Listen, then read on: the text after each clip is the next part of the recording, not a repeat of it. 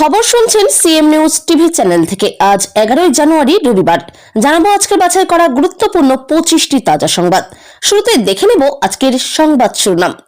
প্রতিদিন নিয়মিত সঠিক খবর পেতে হলে আমাদের এই চ্যানেল সাবস্ক্রাইব করে আমাদের পাশে থাকুন, আর ভিডিওতে একটি লাইক করতে একদমই ভুলবেন না।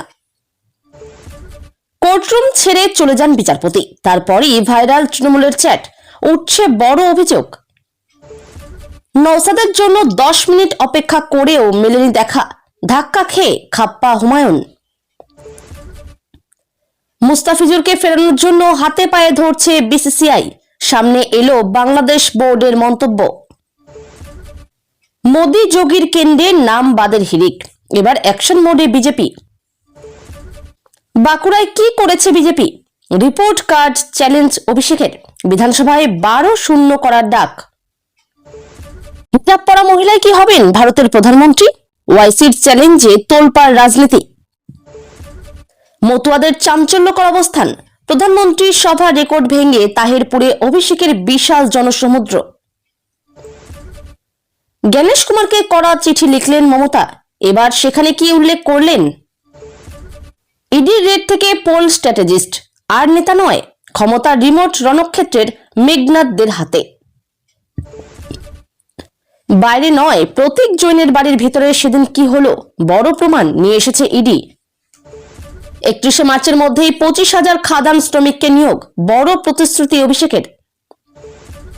মমতার জেল হবেই, আইপ্যাক মামলায় সুপ্রিম কোর্টে ইডি যেতেই বিস্ফোরক রাহুল সিনহা। 26-এর আগে হাওয়া বদল বাঁকুড়ায়, অভিষেকের সভায় দলবদল 2 বিজেপি নেতার। প্রমাণ ছাড়া অভিযোগ মানব না, মুখ্যমন্ত্রীর বিরুদ্ধে মানহানির মামলা শুভেন্দুর, দেওয়া হলো 72 ঘন্টা।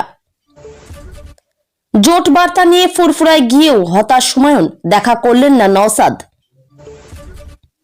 অভিষেকের কড়া নির্দেশ, দুর্নীতির অভিযোগের মাঝে ইস্তফা দিলেন কোচবিহারের রবি ঘোষ। আইপ্যাক মামলায় ইডিকে আগাম টেক্কা, একতরফা শুনানি ঠেকাতে সুপ্রিম কোর্টে ক্যাভিয়েট রাজ্যের। ইডি হানার 24 ঘন্টা পর মুখ খুলল উদ্বিগ্ন আইপ্যাক, কি জানালেন কর্ণধার প্রতীক জৈন? বাংলার মসনদে কার পাল্লা ভারী, জনমত সমীক্ষায় উঠে এলো চমকপ্রদ তথ্য। বাংলার মুখ্যমন্ত্রী সাহসী, মমতাকে দরাজ সার্টিফিকেট দিয়ে পাশে দাঁড়ালেন মেহবুবা। অভিষেকের এক ফোনেই পদত্যাগ, কোচবিহারে কি বড় কোনো রদবদল? বাংলায় রাষ্ট্রপতি শাসন নাকি মুখ্যমন্ত্রীর গ্রেপ্তার, তোলপাড় করা পরিস্থিতি। ভোটের আগে ডিএ ইস্যুতে বিরাট পদক্ষেপ, অবশেষে ভাগ্য খুলছে বাংলার সরকারি কর্মীদের। সব পেন ড্রাইভ আমার কাছে, ইডি হানার প্রতিবাদে মমতার হুঁশিয়ারি, লক্ষণের রেখা পেরোলেই ফাঁস। জোট বার্তা নিয়ে ফুরফুরায় গিয়েও হতাশ হুমায়ুন, দেখা করলেন না নওশাদ। এতক্ষণ শুনছিলেন সংবাদ শিরোনাম, এবার আসছি বিস্তারিত খবরে। একের পর এক চিঠি দিয়েছেন মুখ্যমন্ত্রী মমতা বন্দ্যোপাধ্যায়, কিন্তু কোনো উত্তর মেলেনি নির্বাচন কমিশনার জ্ঞানেশ কুমারের পক্ষ থেকে। এবার তথ্য পরিসংখ্যান দিয়ে কড়া চিঠি লিখলেন মুখ্যমন্ত্রী, কারণ যে এসআইআর প্রক্রিয়া চলছে বাংলায়, তাতে এখনো পর্যন্ত 77 জনের মৃত্যু হয়েছে। এমনকি যারা দেশের তথা বাংলার স্বনামধন্য ব্যক্তি, তাদের সম্পর্কে মানুষ ওয়াকিবহাল, তাদেরও শুনানির নোটিশ পাঠানো হচ্ছে। তবে এই চিঠির উত্তরও যে দেবেন না নির্বাচন কমিশনার, সে কথাও উল্লেখ করেছেন মুখ্যমন্ত্রী।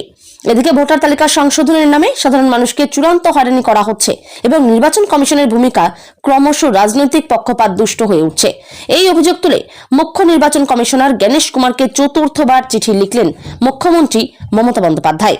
ওই চিঠিতে নির্বাচন কমিশনের সাম্প্রতিক একাধিক সিদ্ধান্ত এবং পদক্ষেপকে গণতন্ত্রের জন্য উদ্বেগজনক বলে উল্লেখ করেছেন তিনি। ছাপা চিঠির শেষে হাতে মুখ্যমন্ত্রী লিখেছেন, জানি আপনি কোনো উত্তর দেবেন না, কিন্তু সমস্ত তথ্য আপনার কাছে তুলে ধরা আমার কর্তব্য। এই এসআইআর নিয়ে আগেও চিঠি দিয়েছেন মুখ্যমন্ত্রী। অন্যদিকে হাজরার সভা থেকে পরবর্তী গন্তব্য যে নির্বাচন কমিশনের দপ্তর, সেটা নিজেই উল্লেখ করেছেন মমতা বন্দ্যোপাধ্যায়। রাজধানী নয়াদিল্লিতে মুখ্যমন্ত্রী মমতা বন্দ্যোপাধ্যায় যাবেন বলেও মনস্থির করেছেন। তার আগে এই এসআইআর প্রক্রিয়ায় নোবেল জয়ী অর্থনীতিবিদ অমর্ত্য সেন, বিশ্বকাপ জয়ী ক্রিকেটার মোহাম্মদ শামি, সাংসদ দীপক অধিকারী এবং কবি জয় গোস্বামীকে শুনানির নোটিশ পাঠানো হয়েছে। সে কথাও এই চিঠিতে উল্লেখ করেন মুখ্যমন্ত্রী। মুখ্যমন্ত্রীর অভিযোগ, রাজ্যের বাইরে থাকা পরিযায়ী শ্রমিকদের বাস্তব সমস্যার কথা বারবার জানানো সত্ত্বেও নির্বাচন কমিশন আংশিক ছাড় দিয়েছে। পরিবারের অনুমোদিত সদস্যের মাধ্যমে শুনানিতে হাজির হওয়ার সুযোগ দেওয়া হলেও সেই সুবিধা সব পরিযায়ী শ্রমিক পাচ্ছেন না।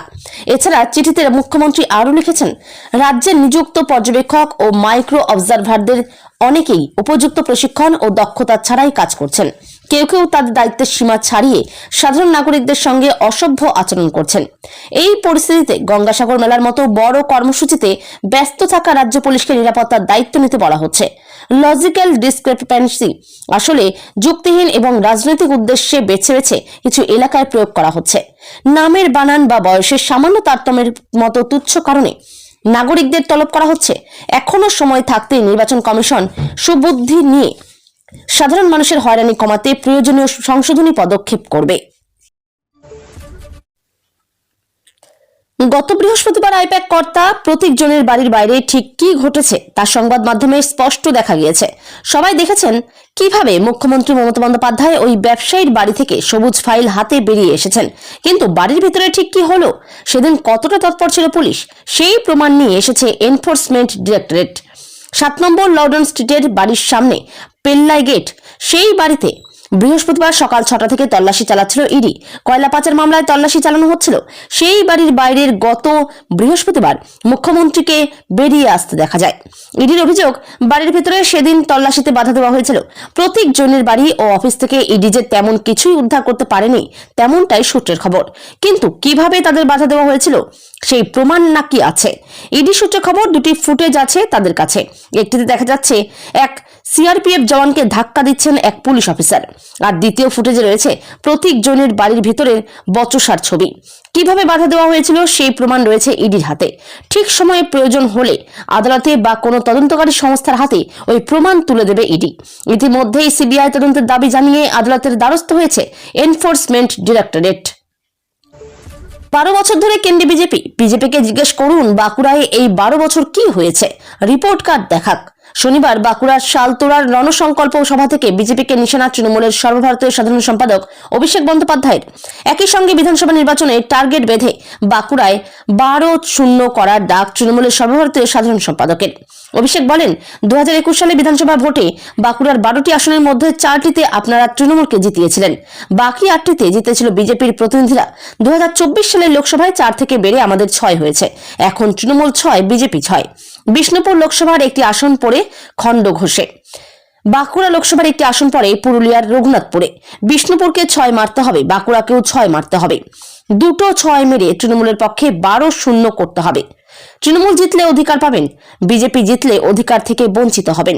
তৃণমূল জিতলে দুমুঠো ভাত, বিজেপি জিতলে সাম্প্রদায়িক সংঘাত। তৃণমূল জিতলে দুয়ারে রেশন, মোদি জিতলে দুয়ারে ভাষণ। তৃণমূল জিতলে মানুষের পাতে ভাত, বিজেপি জিতলে খালি মোদিজির মন কি বাত। কি নেবেন সিদ্ধান্ত আপনার। অভিষেক প্রশ্ন তোলেন, 12 বছর বিজেপির ক্ষমতায়, বিজেপি রিপোর্ট কার্ড কোথায়? 2019 সালে বাঁকুড়ার 2টি লোকসভা কেন্দ্রে বিজেপি জিতেছিল। অভিষেক বলেন, বাঁকুড়ার জন্য কি করেছে? একদিকে আমি আমাদের সরকারের রিপোর্ট কার্ড নিয়ে যাব, অন্যদিকে বিজেপি রিপোর্ট কার্ড নিয়ে আসবে।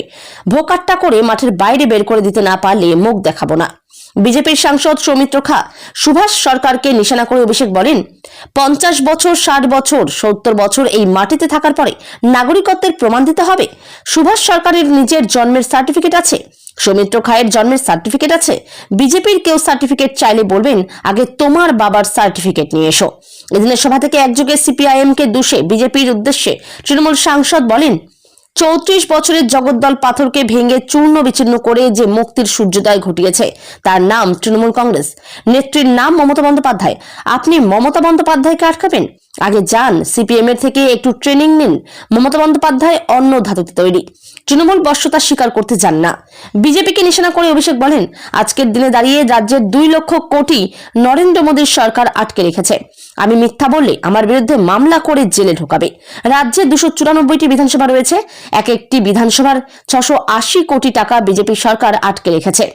বাঁকুড়া জেলার 7,000 কোটি টাকা আটকে রেখেছে বিজেপি। এই টাকা ছাড়লে রাতারাতি বাঁকুড়ার জন্য 7,000 কোটি টাকা দিতে পারবে রাজ্য সরকার। এরা চায় বাংলার মানুষ ওদের পা ধরুক, আপনারা তা চান? গেরুয়া শিবিরকে তোপ দেখে অভিষেক বলেন, যারা হিন্দু ধর্মের ধারক বাহক বলে নিজেদের দাবি করে তাদের নেতা মা দুর্গার বংশ পরিচয় নিয়ে প্রশ্ন তোলে। এই হলো বিজেপির আসল চেহারা। রবীন্দ্রনাথ ঠাকুরকে অমিত শাহ এসে বলছেন রবীন্দ্রনাথ স্যান্ডেল। রবীন্দ্রনাথ ঠাকুরের নাম জানে না। 2019 সালের ভোটের আগে ঈশ্বরচন্দ্র বিদ্যাসাগরের মূর্তি টুকরো টুকরো করে ভেঙেছিল বিজেপির কর্মীরা।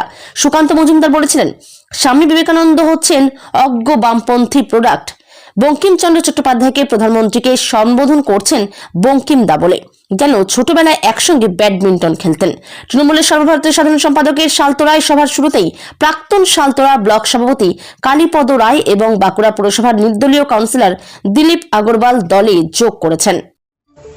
আইপ্যাক মামলায় এনফোর্সমেন্ট ডিরেক্টরেট সুপ্রিম কোর্টের দ্বারস্থ হতেই রাজ্য রাজনীতিতে শোরগোল পড়ে গিয়েছে। এই আবহে মুখ্যমন্ত্রী মমতা বন্দ্যোপাধ্যায়ের জেল হওয়া নিয়ে কার্যত চ্যালেঞ্জ ছুড়ে দিলেন বিজেপি নেতা রাহুল সিনহা। আইপ্যাক অফিস ও সংস্থার কর্ণধার প্রতীকজনের বাড়িতে ইডি তল্লাশির প্রসঙ্গ টেনে রাহুল সিনহা বলেন, আইপ্যাকের অফিস থেকে ইডির হাত থেকে ফাইল এবং হার্ড ডিস্ক ছিনিয়ে নেওয়া হয়েছে। যদি মুখ্যমন্ত্রীর দাবি সত্যি হয় তবে ফাইলগুলো খুলে ইডি অফিসারদের দেখিয়ে দিতেন যে সেখানে রাজনৈতিক নথিপত্র ছাড়া আর কিছু নেই। মমতা বন্দ্যোপাধ্যায়কে সরাসরি আক্রমণ করে তিনি আরো অভিযোগ করেন, তথ্য না দেখিয়ে আপনি যা করছেন তাতে আপনার জেল হবেই। আপনি যতই ক্যাভিয়েট দাখিল করুন না কেন, শেষ রক্ষা হবে না। উল্লেখ্য, আইপ্যাক মামলায় ইডির তদন্তে বাধা দেওয়ার অভিযোগ তুলে কেন্দ্রীয় সংস্থাটি দেশের সর্বোচ্চ আদালতের শরণাপন্ন হয়েছে। বিজেপি নেতার এই মন্তব্যের পর তৃণমূল শিবিরের পক্ষ থেকে পাল্টা কি প্রতিক্রিয়া আসে এখন সেটাই দেখার। তৃণমূলের পরামর্শদাতা সংস্থা আইপ্যাকের অফিসে বৃহস্পতিবার ইডির তল্লাশির প্রতিবাদে রাজপথে নেমে এদিন আরও চড়া সুরে বিজেপিকে আক্রমণ করলেন মুখ্যমন্ত্রী তথা তৃণমূল নেত্রী মমতা বন্দ্যোপাধ্যায়। যাদবপুর থেকে হাজরা দীর্ঘ মিছিল শেষে প্রকাশ্য সভা থেকে সরাসরি শুভেন্দু অধিকারী ও জগন্নাথ চট্টোপাধ্যায়ের নামোল্লেখ করে হুঁশিয়ারির সুরে মমতা বলেন, শুনুন, আপনাদের এখনো ভাগ্য ভালো, আমি চেয়ারে আছি বলে ওই পেন ড্রাইভগুলো এখনো বাইরে বের করে দিইনি। আমার কাছে সব পেন ড্রাইভে রাখা আছে, বাড়াবাড়ি করলে ফাঁস করে দেব। আমি একটা জায়গা পর্যন্ত সৌজন্যতা মেনটেন করি। জানিয়ে মুখ্যমন্ত্রী আরো বলেন, কিন্তু লক্ষণ রেখা বলে একটা কথা আছে, সেটা পেরিয়ে গেলে সামনে রাখতে পারবেন না। মুখ্যমন্ত্রী জানেন দেশের স্বার্থেই তিনি এগুলি এখনো ফাঁস করেননি। বলেন, আমি মুখ খুললে সারা দেশে হইচই হবে। মুখ্যমন্ত্রী জানান দেশের স্বার্থেই তিনি এগুলি ফাঁস এখনো করেননি।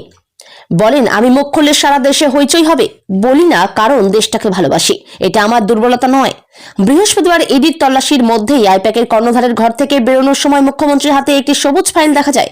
ওই ফাইলে কি আছে, ইডি বা তা নিয়ে যাওয়ার অনুমতি দিল কিভাবে, তা নিয়ে নানা মহলে যখন জল্পনা তুঙ্গে, তখনই পেনড্রাইভের প্রসঙ্গ টেনে রাজ্য রাজনীতিতে নতুন কৌতূহলের জল্পনা দিলেন মুখ্যমন্ত্রী।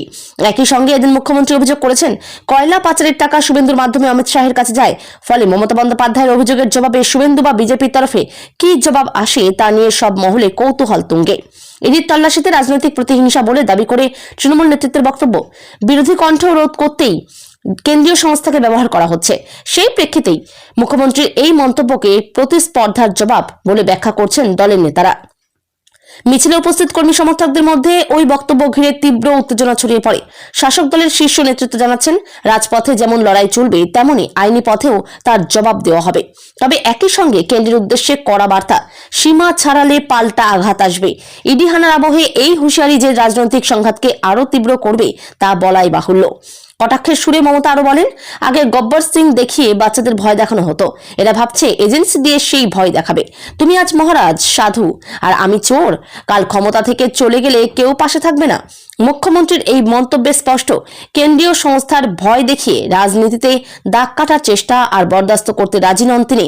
এখানেই না থেমে মুখ্যমন্ত্রী এও বলেন, যখন ক্ষমতা থাকবে না তখন কোথায় যাবে, মঙ্গল গ্রহে ধরে নিয়ে আসবো, মানুষের গণ আদালতে বিচার হবে।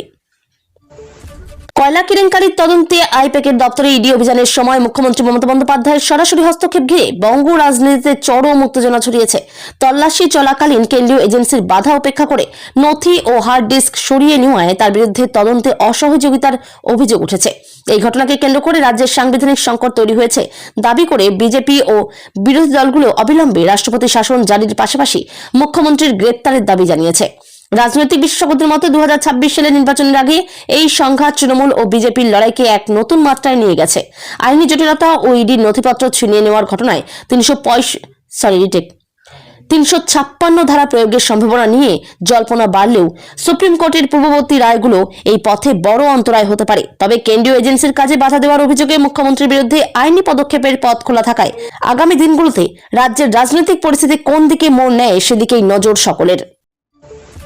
ইডি অভিযানের পর টানটান উত্তেজনার আবহে অবশেষে প্রকাশ্যে এলো আইপ্যাকের অবস্থান। কর্ণধার প্রতীক জৈনের বাড়ি ও সল্টলেক অফিসের তল্লাশির 24 ঘন্টা পরে আনুষ্ঠানিক বিবৃতিতে নিজের উদ্বেগ প্রকাশ করলেও আইন ও গণতান্ত্রিক প্রক্রিয়ার প্রতি পূর্ণ আস্থার বার্তা দিল সংস্থাটি। স্পষ্ট জানানো হলো তদন্তকারী সংস্থাকে সম্পূর্ণ সহযোগিতা করবে আইপ্যাক। বিবৃতিতে ইন্ডিয়ান পলিটিক্যাল অ্যাকশন কমিটি জানায়, বৃহস্পতিবার এনফোর্সমেন্ট ডিরেক্টরেট কলকাতায় সংস্থার সল্টলেক অফিস এবং ডিরেক্টর প্রতীক জৈনের লাউডন স্ট্রিটের বাড়িতে তল্লাশি অভিযান চালায়। আইপ্যাকের বক্তব্য, আমাদের মতো একটি পেশাদার সংস্থার কাছে দিনটি অত্যন্ত দুর্ভাগ্যজনক ও কঠিন ছিল। বিষয়টি নিঃসন্দেহে উদ্বেগের, তবে আমরা আইন মেনে চলেছি এবং সম্পূর্ণ সহযোগিতা করেছি। ভবিষ্যতেও প্রয়োজন হলে সহযোগিতা করব। সংস্থা স্পষ্ট করেছে, ইডি অভিযান সত্ত্বেও তাদের কাজকর্মে কোনো ছেদ পড়বে না। বিবৃতিতে বলা হয়েছে, এই ঘটনার কোনো প্রভাব আমাদের দৈনন্দিন পেশাগত দায়িত্ব পালনে পড়বে না। আমরা আমাদের কর্তব্যে অবিচল থাকব। একই সঙ্গে নিজেদের পরিচয় ও ভূমিকা ব্যাখ্যা করে আইপ্যাক জানায়, নতুন প্রজন্মের শক্তি, বিচারবুদ্ধি ও পেশাদার দক্ষতাকে অরাজনৈতিকভাবে গণতান্ত্রিক প্রক্রিয়ার সঙ্গে যুক্ত করার ভাবনা থেকেই সংস্থার জন্ম। বছরের পর বছর ধরে সেই দর্শন মেনেই তারা কাজ করে চলেছে। আইপ্যাক দাবি করেছে, কঠোর পরিশ্রমের মাধ্যমেই তারা আজ একটি শক্তিশালী রাজনৈতিক পরামর্শদাতা সংস্থায় পরিণত হয়েছে। বিবৃতিতে আরও উল্লেখ করা হয়েছে, আইপ্যাক বিভিন্ন মতাদর্শের রাজনৈতিক দলের সঙ্গে পেশাদার পরামর্শদাতা হিসেবে কাজ করেছে, যার মধ্যে রয়েছে বিজেপি, কংগ্রেস, তৃণমূল কংগ্রেস, আম আদমি পার্টি, ডিএমকে, ওয়াইএসআর কংগ্রেস ও জেডিইউ। সংস্থার সাব বক্তব্য, আমরা কখনো কোনো নির্বাচনে প্রতিদ্বন্দ্বিতা করি না, কোনো রাজনৈতিক পদেও নেই। আমাদের ভূমিকা কেবলমাত্র পেশাদার রাজনৈতিক পরামর্শ দেওয়ার মধ্যেই সীমাবদ্ধ। উল্লেখ্য, বৃহস্পতিবার ইডি অভিযানের জেরে সল্টলেক অফিসে কাজ বন্ধ রাখা হয়েছিল। কর্মীদের ওয়ার্ক ফ্রম হোম এর নির্দেশ দেওয়া হয়। তবে শুক্রবার সকালে চিত্র বদলায়। অন্যান্য দিনের মতোই অফিসে কর্মচাঞ্চল্য দেখা যায়। সংস্থার তরফে কর্মীদের আশ্বস্ত করে জানানো হয়, বৃহস্পতিবারের ঘটনার কোনো দীর্ঘমেয়াদী প্রভাব পড়বে না আইপ্যাকের কাজে। শুভেন্দু ঘনিষ্ঠদের ডানা ছাঁটলেন শ্রমিক। বিজেপির নতুন রাজ্য কমিটিতে বড় রদবদল।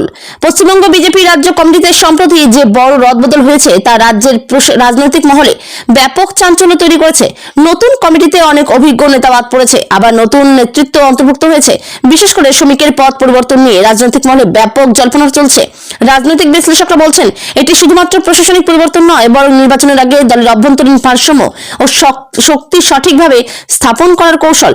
শুভেন্দু অধিকারীর ঘনিষ্ঠদের মধ্যে যারা রদবদলের মাধ্যমে নতুন কমিটিতে রাখা হয়েছে, তাদের নিয়ে দলের অভ্যন্তরীণ সমন্বয় ও কৌশল আরও দৃঢ় হয়েছে। শ্রমিকের পদ পরিবর্তনের পেছনে মূল কারণ হিসেবে রাজনৈতিক বিশ্লেষকরা বলছেন, দলের অভ্যন্তরীণ শক্তি বিতরণ এবং নির্বাচনী প্রস্তুতিকে প্রভাবিত করা। রাজনৈতিক পর্যবেক্ষকরা মনে করছেন, এই পদক্ষেপ শুভেন্দুর নেতৃত্বকে আরো শক্তিশালী করতে সাহায্য করবে এবং দলের কৌশলগত অবস্থানকে নির্বাচনের আগে দৃঢ় করবে। শুভেন্দু নিজেও এই রদবদল নিয়ে স্পষ্ট বার্তা দিয়েছেন, এই পরিবর্তন দলের কার্যক্রম ও নির্বাচনী প্রস্তুতিকে আরো শক্তিশালী করবে।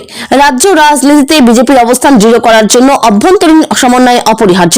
যদিও নতুন কমিটিতে অন্তর্ভুক্ত নতুন নেতাকর্মীরা দলের স্বাভাবিক কর্মধারাকে শক্তিশালী করবে বলে আশা করা হচ্ছে।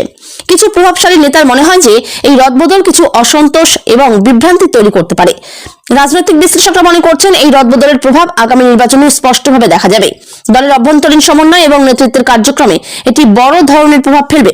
বিশেষভাবে ভোটের আগে এই ধরনের রদবদল রাজনৈতিক শক্তির ভারসাম্য স্থাপন এবং নেতাদের মনোবলকে দৃঢ় করার জন্য অপরিহার্য।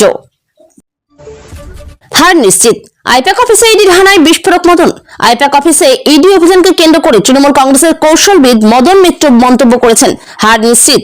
মদনের ভাষায়, এই অভিযান রাজনৈতিক উদ্দেশ্য প্রণোদিত এবং নির্বাচনী কৌশলকে প্রভাবিত করতে চায়। তিনি বলেন, আইপ্যাক একটি পেশাদার সংস্থা, তাদের অফিসে হঠাৎ অভিযান চালানো রাজনৈতিক চাপ সৃষ্টি করার প্রচেষ্টা। ভোটের আগে এই পদক্ষেপ বিরোধীদের দুর্বল করতে চায়। মদন আরো বলেছেন, আমরা হারার কথা ভাবছি না, তবে ইডি হানার পদ্ধতি জনগণের কাছে প্রশ্ন তৈরি করেছে। এটি শুধু আইনি প্রক্রিয়া নয়, বরং রাজনৈতিক চাপেরও অংশ। রাজনৈতিক বিশ্লেষকরা বলছেন, মদনের এই মন্তব্য বিজেপি ও কেন্দ্রীয় সরকারের উপর রাজনৈতিক চাপ বাড়বে। মদন মিত্রের বক্তব্য প্রকাশের পর তৃণমূল সমর্থকরা সোশ্যাল মিডিয়ায় ব্যাপক প্রতিক্রিয়া দেখেছেন। তারা মনে করছেন এই অভিযান রাজনৈতিক উদ্দেশ্যে চালানো হয়েছে। মদনের মন্তব্যকে কেন্দ্র করে রাজ্য রাজনীতিতে উত্তেজনা আরো বৃদ্ধি পেয়েছে। তার মতে, ইডি হানার সময় কিছু গুরুত্বপূর্ণ নথি বাইরে এসেছে, যা রাজনৈতিক ও আইনি বিশ্লেষণে নতুন আলো তুলে দিচ্ছে। মদন বলেন, এটি একটি প্রমাণ যে রাজনৈতিক প্রতিপক্ষকে দুর্বল করার জন্য নির্বাচনকালীন চাপ সৃষ্টি করা হয়েছে। রাজনৈতিক বিশ্লেষকরা মনে করছেন, এই মন্তব্য রাজ্যের রাজনৈতিক পরিস্থিতি এবং ভোটের আগে নেতাদের মনোবল প্রভাবিত করতে পারে। এটি শুধু একটি আইনি অভিযান নয়, বরং রাজনৈতিক কৌশল ও নির্বাচনী প্রস্তুতির অংশ। এই বিজেপিকে বাংলায় ইডি হানায় শাহী অফিসে ধুন্ধুমার, মহুয়া শতাব্দীদের চ্যাংদোলা করে। আইপ্যাক অফিসে ইডি হানার সময় রাজনৈতিক উত্তেজনা শীর্ষে পৌঁছেছে। মহুয়া মৈত্র এবং শতাব্দী সহ অন্যান্য নেতারা অফিসে উপস্থিত ছিলেন। হঠাৎ হানা চালানোর ফলে পরিস্থিতি তীব্র হয়ে ওঠে। রাজনৈতিক বিশ্লেষকরা মনে করছেন, এই অভিযান শুধুমাত্র আইনি নয়, বরং রাজনৈতিক চাপের একটি প্রভাব। মহুয়া মৈত্র সাংবাদিকদের বলেন, আমরা শান্তিপূর্ণভাবে প্রতিবাদ করেছি, কিন্তু ইডি হানার পদ্ধতি নির্বাচনী কৌশলকে প্রভাবিত করার চেষ্টা। ঘটনাস্থলে পুলিশ কড়া নিরাপত্তা বজায় রেখেছে এবং পরিস্থিতি নিয়ন্ত্রণে রাখতে লাঠিচার্জ করা হয়েছে। রাজনৈতিক মহলে এই ঘটনা দ্রুত ভাইরাল হয়েছে। বিশ্লেষকরা বলছেন, কেন্দ্রীয় বাহিনী ও রাজ্য রাজনৈতিক দলের মধ্যে উত্তেজনা বৃদ্ধি পাচ্ছে। রাজনৈতিক বিশ্লেষকরা মনে করছেন, এই ঘটনা রাজ্যের নির্বাচনী রাজনীতিতে বড় প্রভাব ফেলবে।